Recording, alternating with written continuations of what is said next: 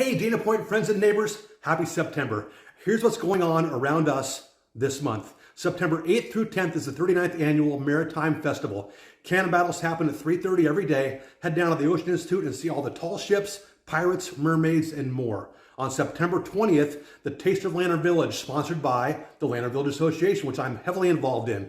Try some of Dana Point's greatest restaurants, wine, local brews at the Lantern Village Community Park. On September 24th, the Redo Market returns. Stroll and explore a curated collection of vintage and authentic assortment of makers, live music, hands-on experiences, and food trucks that will make a great day for everyone.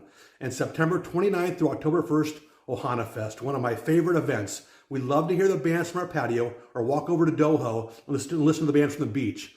The Foo Fighters, Pretenders, Eddie Vedder, The Killers, and about 30 more bands. It's so much fun. And don't forget, September 18th is my birthday. It's a very big day, but businesses, post offices, and schools will remain open for some reason. That's it, guys. Have an amazing September. I hope to see you around Lantern Village.